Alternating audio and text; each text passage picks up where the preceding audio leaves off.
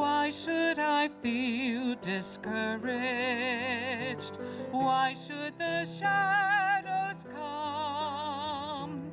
Why should my heart be lonely and long for heaven and home when Jesus is my portion, my constant friend is He.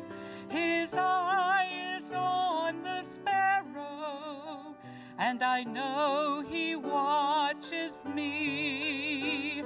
His eye is on the sparrow, and I know He watches me.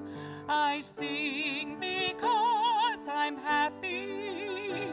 I sing because I'm free. For His eye is on the sparrow, and I know He watches me. Let not your heart be troubled. His tender words I hear, and resting on His goodness, I lose my doubts and fear. Though by the path He leadeth, but one step I may see. His eye is on the sparrow, and I know He watches me. His eye is on the sparrow, and I know He watches me. I sing because I'm happy. I sing because I'm free. For His eye is on the sparrow, and I know He watches me.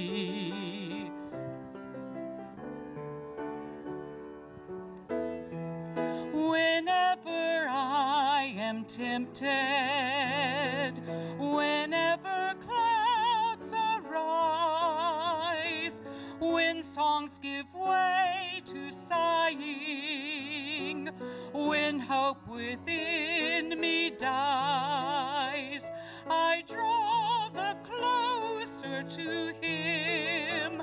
From cares He sets me free. His eye is on the sparrow, and I know He watches me. His eye is on the sparrow, and I know He watches me.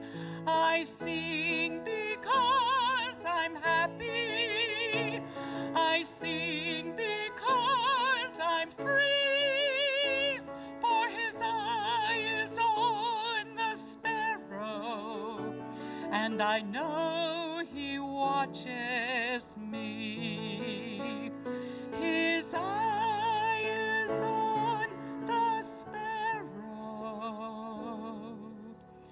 and I know He watches me.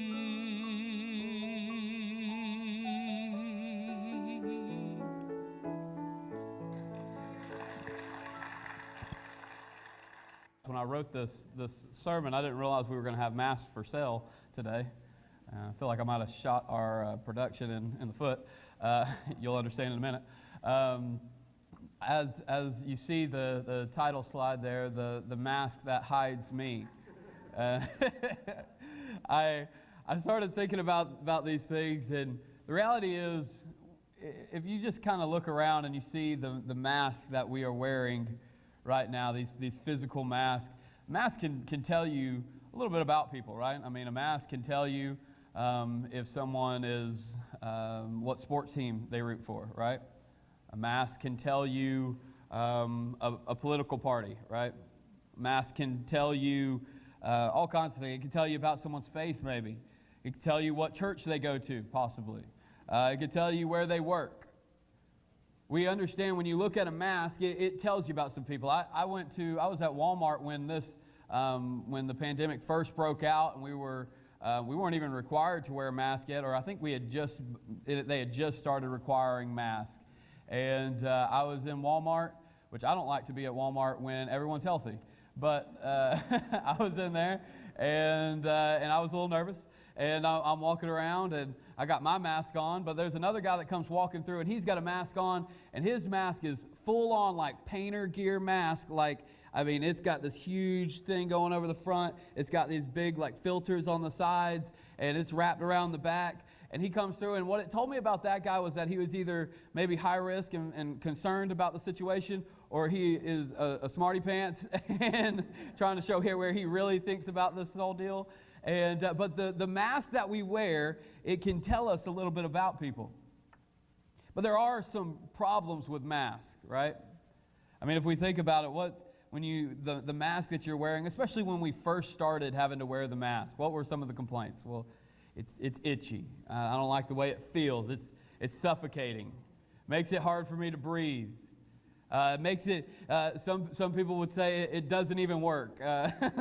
We sit here, we argue about these things. They keep me from hearing. For me personally, I did not realize how much I depended on being able to read your lips when you talk to me. I had somebody come to me the other day, and they were talking to me, and I'm leaning in, I'm trying to figure out what is being said, and I'm comfortable. I'm like, I know you ain't talking about my mama right here in church. And I'm trying to figure it out, and then I realize I'm getting kind of annoyed by the situation, and then I realize they're paying me a compliment. I'm like, man, I need to be able to see, this is not doing well for me. I was at Subway yesterday trying to order, and me and this lady, the lady on the other side of the glass, we're yelling at each other at this point. I don't know if she's mad at me or if I'm mad at her. We don't know what's going on. I finally told her, I said, ma'am, I just want you to know I'm not mad. I can't understand you at all. And I can't see your lips. And apparently I do a lot of lip reading. And that's how I hear people. I didn't know that until recently. As I thought about this, I woke up early this week, and I didn't know that I was going to be preaching today, but it was like God just dropped this on my heart Monday morning. Dropped it right on my heart, and I had a kind of a clue at that point. I was like, I'm going to be preaching this Sunday. Pastor ain't going to be feeling good. I'm going to be preaching this Sunday. And so he drops this right on my heart Monday morning, and it's about the mask that we wear. The mask we wear. And while you're being forced to wear these masks, I want you to connect to a much more real mask, something that's much more present, something that is much more suffocating, a mask that does much more damage than the one you're wearing today. Paul Washer, an evangelist, said, Christians today are complaining about being forced to wear masks to church, but you've been wearing masks to church for years. Think about it. I'm talking about the walls that we build, the barriers that keep people out. We could say it different ways. We could talk about peeling back the layers, tearing down the walls, taking off the mask. And what we're saying when we talk about this, we're saying let people in. Let people see the real you.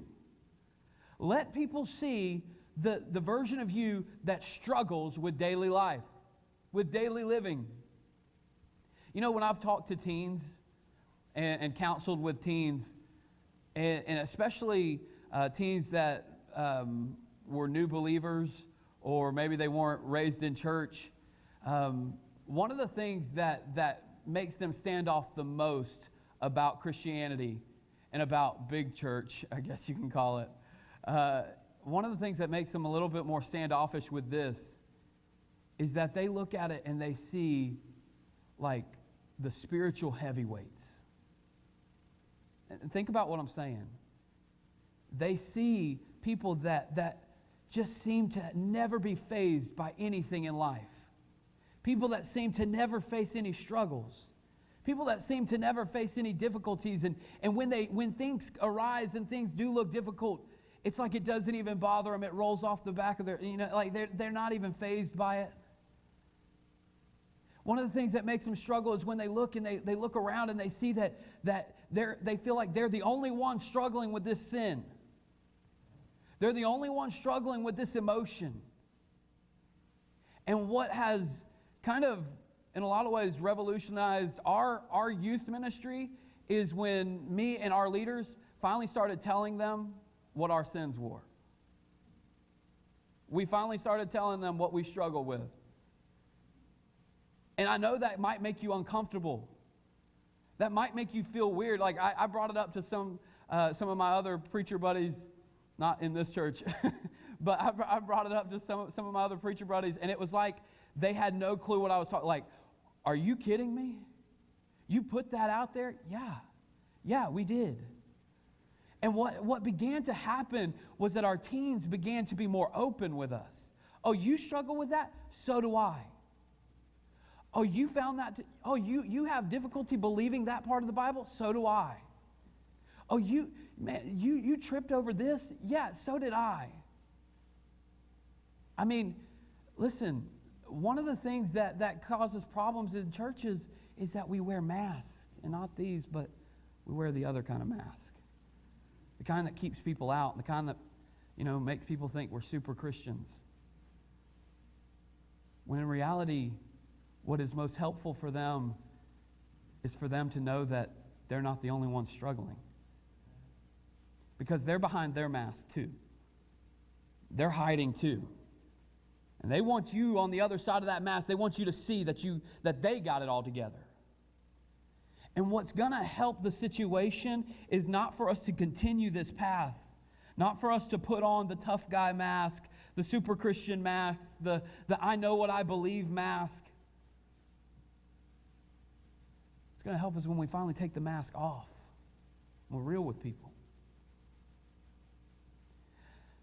Sometimes we swap out masks. Around one group of people, we'll wear one mask. Around another group, we'll wear a different mask. You get around your parents, you got this mask on. Get around your pastor, you got that mask on. We'll swap them out. And listen, as we look at this, what I want you to understand is that the mask, it may provide us with a sense of security, but in reality, these masks are actually suffocating us more than we realize. These barriers, they're cutting off more than you realize. They're beating you up more than you realize. What you think is protection is actually destroying you. It allows us to be someone else because we don't see any value in ourselves. The mask, it allows me to go about my day without addressing my real problems. Today, I want you to see how Jesus approaches the mask that we wear. I want you to understand that this mask, it may hide you, but it's actually hurting you. It's holding you back in your relationship with God, your church, your loved ones, your community. The mask, the barrier, it's holding you back. The mask, it limits the impact you can make for Christ. So the one thing that I want you to get today is this. Go ahead and pull that up for me, guys. The mask may hide you, but it doesn't help you. And now you know why I was very nervous offering to sell these today. Listen, the mask, it may hide you, but it doesn't help you. The barriers, the walls you've put up, the layers you've put out there to make everybody think that you're something else, to make everybody think, oh, I got it all together. Oh, I'm rocking this Christian thing. Like, really? Like, listen, it may hide the real you, but it doesn't help the real you. I want to use this passage and this story to kind of as a launching pad for our study. So look with me at John chapter 8, and we're going to read these verses. John chapter 8, and verse number 1. I'd like for you to follow along with me. So go ahead and turn there. John chapter 8, verse number 1. And it says this: Jesus went unto the Mount of Olives, and early in the morning he came again into the temple, and all the people came unto him, and he sat down and he taught them. So notice, he's He's in a group of people. He's in the temple, and he's teaching. And the scribes and the Pharisees brought unto him a woman taken in adultery. And when they had set her in the midst, they say unto him, Master, this woman was taken in adultery in the very act. Now Moses in the law commanded us that such should be stoned. But what sayest thou? And this they said, tempting him, that they might have to accuse him. But Jesus stooped down, and with his finger wrote on the ground, as though he heard them not. So when they continued asking him, he lifted up himself and said unto them, He that is without sin among you, let him first cast a stone at her. And again he stooped down and wrote on the ground.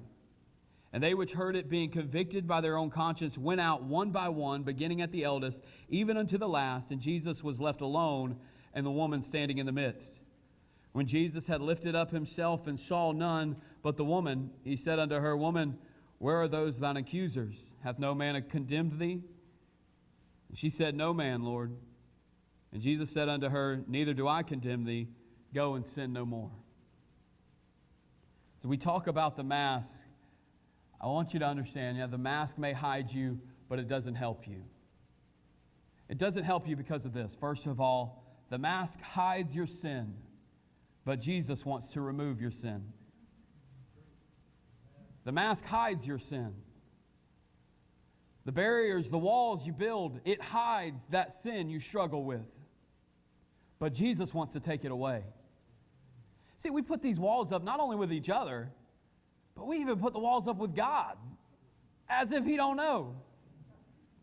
God, I don't want to talk about that part of my life with you. God, I don't want to address that part of my life with you. God, you can have this area, but not, come on. Like, let's not deal with this. I'm uncomfortable by this. And the mask, it hides your sin, but Jesus wants to remove your sin. Where we're reading in these chapters, and the chapters leading up to it, the Pharisees have been plotting away, trying to come up with a way to get rid of this Jesus. And I don't necessarily think that it started off with I don't think they jumped straight to let's kill him, I think it was let's figure out a way to discredit him. Let's figure out a way just to drive off all the crowds, because they were so jealous that all these people were flocking to Jesus. As you read through the Gospels, you see over and over again where he was gathering these great crowds, and the Pharisees would come over and show up, and they were just in awe that everybody was taken by this Jesus. And he was looking to Jesus for answers. And so these Pharisees, these religious leaders, they started trying to figure out ways to trap him, figure out ways to get him tripped up, figure out ways to maybe make him contradict the law, as if he didn't write it. But they're caught up in this, right? And so they're trying to figure this out. And then as it continues, and as he continues to be able to overcome everything that they throw at him, they finally get so envious, so angry, so hateful, so bitter, that let's just find a way that we can get rid of this guy forever. Let's kill him. Let's kill him. But what were they hiding? I think the Pharisees were wearing masks as well. I think they were wearing a mask. I think the Pharisee had on a mask of self-righteousness. Think about that. They had on a mask of self-righteousness. You couldn't see what was going on behind the scenes. Jesus alludes to this a number of times. They wore this mask in hopes to keep the respect of everyone that was looking on. Jesus actually described them as nice and clean on the outside, but inside they were full of sin and wickedness. And he said it's like a nice sepulcher, a white casket, this beautiful casket, beautiful on the outside, but when you open it up, it's full of dead men's bones, is what Jesus said about these guys, because they wore masks. They didn't want people to see past it. They wanted people to see their righteousness.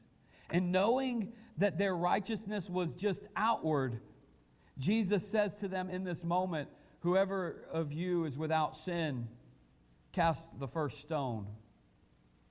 And whatever conscience that they had left convicted them. And they had to leave.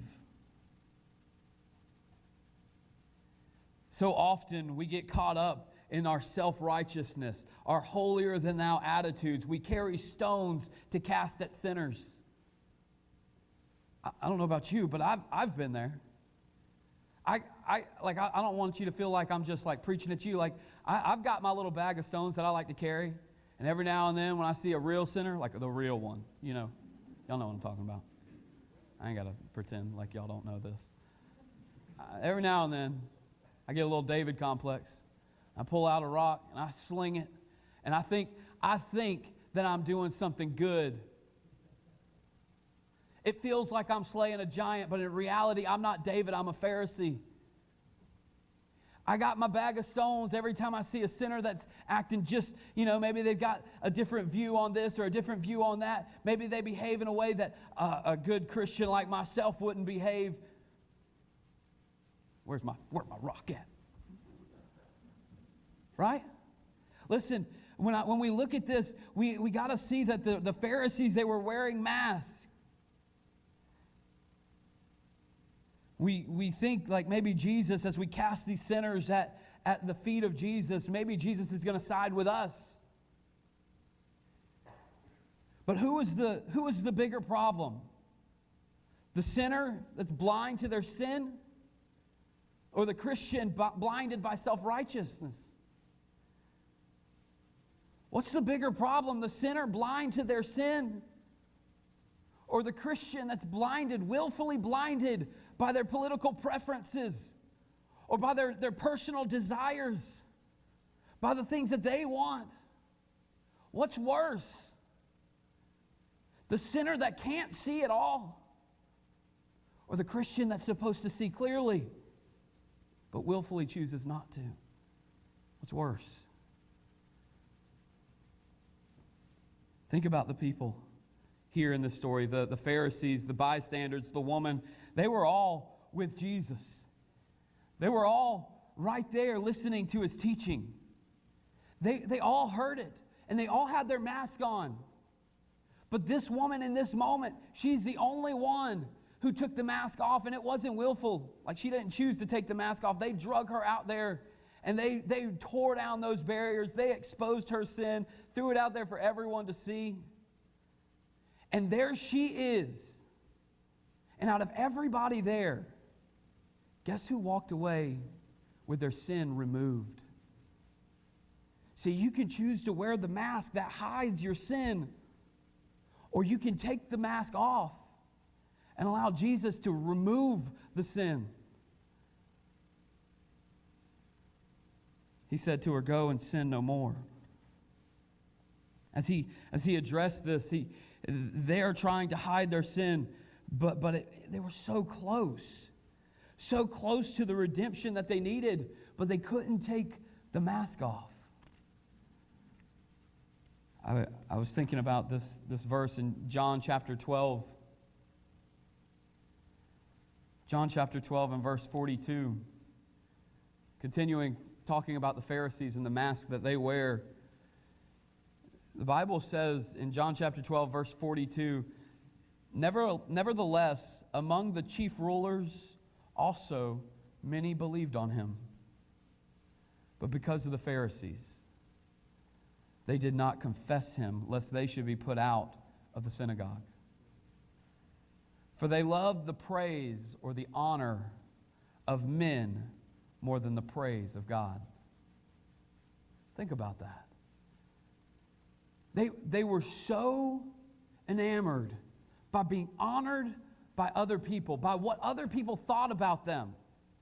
What will this person think about me? What will that person think about me? What about this one and that one over there? They were so enamored by this idea of being honored by these guys. They wanted the praise and the honor of men, so they kept the barriers up. They kept the mask up. So they looked righteous. So they looked good. So they looked the part. But even themselves, they knew, this guy's the answer. This is the one we've been looking for. If we just drop the mask, he's the one that could change everything. But they were so in love with the praise of men, they couldn't do it. See, Jesus wants to remove the sin. Psalm 103 verse 12 says, as far as the east is from the west, so far hath he removed our transgression from us. Removed it. Got rid of it. He's taken our sin away. The mask hides your sin, but Jesus wants to remove your sin. Secondly, the mask hides your shame, but Jesus wants to release your shame. See, the Pharisees hated Jesus so much that they were willing to take down anyone to get to him. Anyone. I mean, think about it. A little bit later, they talk about the healing of the blind man. And when they started drilling him, they were willing to destroy his life and his parents' life if they did not stop talking about this Jesus who apparently healed him. And he's like, listen, I don't know what to tell you. All I know is that once I was blind and now I see, and the only difference is Jesus. The only one that made a difference in my life wasn't you guys. It wasn't the Pharisees or the religious leaders. It was Jesus. And they wanted him out of the picture. Now think about Lazarus. Lazarus. Jesus comes out. This guy is dead in a grave. Been there for a while. They said, Lord, he stinketh. He said, take the rock, move the stone away, let's get him up. He raises Lazarus from the dead. Lazarus is good to go. Doesn't even have a cough anymore. You got to read between the lines to get that. He's good to go, right? Everyone is excited about what's happened. And what are the Pharisees doing? If you keep reading, you find the Pharisees wanted to kill Lazarus because of the testimony that he had. The Pharisees hated Jesus. And they were willing to take anyone out that they had to, just to get to Jesus. They'd take the blind man out, they'd take Lazarus out, and guess what? They'd take this woman out. We don't know her story, but we know the normal protocol for these situations. It's true that adultery was punishable by death. It is very true. But the standard was very high. There had to be 2 witnesses. The witnesses had to have perfect testimony, like perfect agreement on the testimony. They couldn't disagree on anything. It had to be that they caught them in the very act, okay? So it wasn't like, oh, I saw these 2 coming out of the house, and I know she don't live there, so I'm assuming. No, they had to catch them in the act. And for that reason, it was very rare that this crime was actually executed. It was very rare that they would actually follow through with stoning someone, even though it was in the law, because it's a private sin, right? It's not a public thing. So very rarely would you actually see this happen. And many people believe that because of the way this all happened, it's very suspicious, like maybe they had some spies waiting on the situation. Like maybe they plotted to put this all together. And not only that, but they brought the woman and not the man. What's the deal? What's going on? Y'all are so caught up in wanting to follow through with the law. Why'd you let him go and not her? And so that many believe that this was actually a plot that was put together so that they could capture this woman and get her and deal with Jesus. And it's because the way, another side of this is the way that in the Greek language that it is put, it's as if this woman already had a reputation of this behavior. She had already been suspected of behaving this way. And because of her lifestyle, the Pharisees would have hated her. They would have marked her. And so now they're saying we can take 2 birds out with 1 stone. We can get rid of this sinner, and we can get rid of this Jesus. And so if you imagine this woman, though, as she's been taken in this situation, all the fear, are they going to kill me? The anger, I was set up, where's the other guy? You know, like all that stuff, right? The anxiety, the embarrassment. Everybody knows my dirty laundry now. Everybody knows what's going on. All these things, And few people have ever experienced a situation like this where they can truly relate, but I think that we can still relate in some ways. We know what it's like to be embarrassed. We know what it's like to feel like we've been double-crossed. We know what it's like to feel like somebody's turned their back on us. We know what these emotions are like. Maybe somebody blames you for something at work, but they had some blame they could have carried on their own, right? Here she's surrounded by these men, and we don't know really for how long she's been surrounded.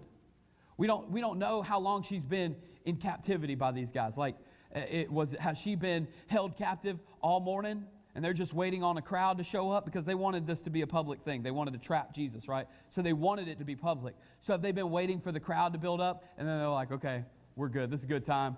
Go ahead and bring her in. And all this time, she's sitting there in chains thinking about these things. And yet when she's thrown in front of Jesus, Jesus doesn't respond the way anybody would have expected.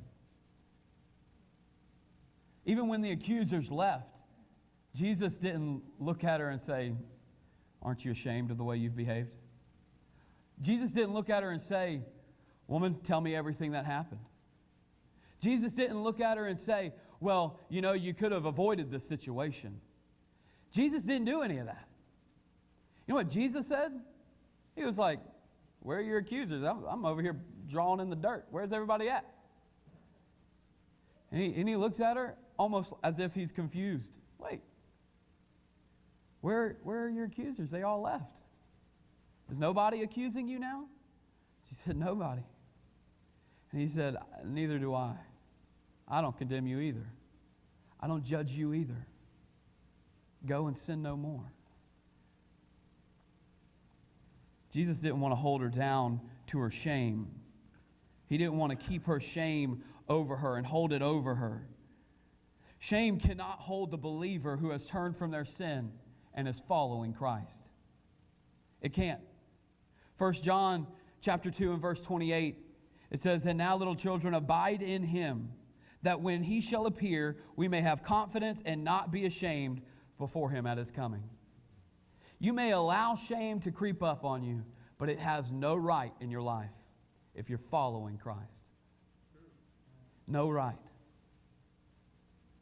The mask, it hides your shame, but Jesus wants to release your shame.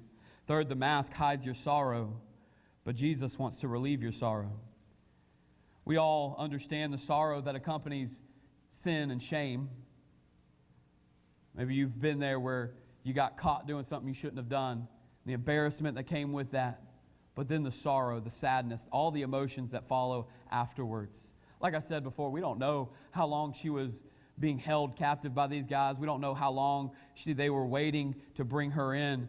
And when you're sitting in a situation like that, I'm sure that your mind is just reeling. Your mind is just going over all the different scenarios, all the different things. And she's sitting there and she's contemplating for no telling how long everything that's happened. And had she been left there much longer, I'm sure she would have slipped into a place of depression, a place of great sadness, a place of brokenheartedness. I'm sure she would have slipped into some anger, some bitterness. I'm sure all those emotions would have taken over her life had she been allowed to sit there and let the adrenaline wear off. As she was brought to Jesus and thrown down in front of him, I'm reminded that waiting is sometimes the worst part of the punishment. Right? You ever had a parent that did that to you? Go to your room. I'll be in there in a minute. Like 30 minutes later, right? Hey, how about a kid that maybe acted up in school, so the teacher sends him to the principal's office? What happens? They wait. They go to the principal's office, they wait for the principal. They come in with the principal, then the principal calls the parent, they go back outside, and they wait for the parents. Parent comes and gets them, they get in the car, they drive off, and they're doing it in the car. They're waiting in the car. All right, go inside, go to your room, I'll be in there in a second. Waiting. The parent comes in, deals with them, then guess what? Oh, by the way, I'm telling you, Daddy, when he gets home. Waiting. All this stuff. It's the waiting. Because you're sitting there and you're thinking, what's going to happen? What are they going to say? What are they going to do? How are they going to respond? How bad is this whipping going to be? Like, that's all the stuff that's going through our heads. And I'm sure she's there and she's thinking the same things. And sometimes when we get sin in our lives and we let it take place in our hearts and we get caught in it and we're sitting there and we have that sorrow because we're sitting there and we know we did it. We know we stepped in it. We know we're in trouble. And yet, Jesus, we still put up the mask of excuses. We put up the barriers, the walls, to try to explain away the situation. I wasn't the only one. Everybody else was doing it too. What about so-and-so? And we start throwing people under the bus, right? And all this stuff, and yet we're just trying to hide the sorrow, and Jesus wants to relieve it. Jesus wants to help you with that. You know, you don't have to be held captive by your sorrow anymore. We become captive to our emotions. It's no wonder that in the same chapter that Jesus talks about following him and being one of his disciples, and he says, and you shall know the truth, and the truth shall make you free. You'll be free. He later says, you'll be free indeed. Jesus wants to set you free from sin, but he also wants to set you free from the sorrow that comes with it. And I'm not saying that Jesus removes all sorrow from your life, but there is a relief that comes when we hand those sorrows over to him. There's a relief that comes with that. Jesus said in John 16, verse 20, verily, verily, I say unto you, that ye shall weep and lament, but the world shall rejoice, and ye shall be sorrowful, but your sorrow shall be turned to joy. Listen, the mask hides your sorrow, but Jesus wants to relieve your sorrow. And finally, the mask, it hides your scars, but Jesus wants to repurpose your scars. Jesus got a different idea for your scars. Jesus says, what if? What if? I understand we can't change what happened. Jesus is saying, what if? Instead of hiding all the scars, what if instead of hiding it behind this mask that you've got, what if we found a different purpose for it? Think about it. You got to understand that there are some scars of your past that will always be there. No matter how well you clean the wound, no matter how quickly you recover, the scar remains. And the enemy wants them to be a relic of your failures, but Jesus could use them as reminders of his grace. The enemy wants you to be burdened down and held down by them, but Jesus wants to use them as blocks to build your life. He can take it and change it. Your scars don't have to be a picture of the worst day of your life. It could be a picture of the first time you ever experienced grace in such a way. The woman caught in adultery could have left the situation with a lot of scars. Her secret sins were in the public eye, yet now, a couple thousand years later, her scars, we still talk about her scars. But we're not worried about the sin. I've never heard somebody preach this sermon and focus and end on her sin. No, we always get to Jesus saying, neither do I condemn you, go and sin no more. Because that is the true story behind the scars. That's the true part. That's the best part. And Jesus wants to take and repurpose the scars you have. In Acts chapter 22, Paul shares his testimony with a number of non-believers. You know what he didn't do? He didn't leave out the scars. He didn't leave out the scars. He didn't leave out the part. He actually talked about the part where he persecuted and he killed the church. He killed people. He talked about it. But then he moved on to the change that Christ brought in his life. When Moses wrote the book of Exodus, you know what he didn't do?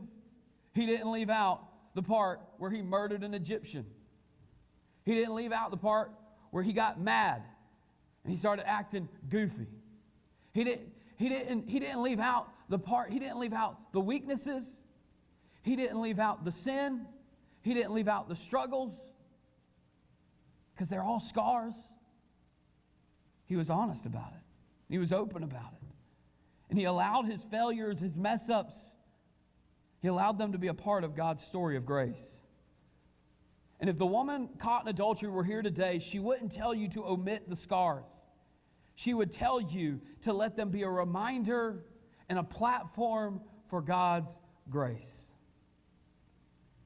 You don't have to wear the mask for Jesus. You don't have to wear the mask for Jesus.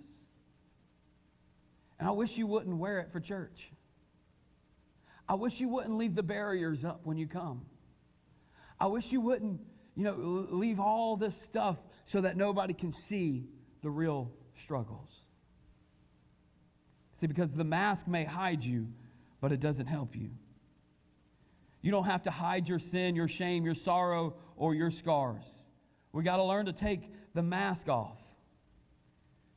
See, this is how we become relevant to the real world. This is how we become approachable to sinners when we're honest.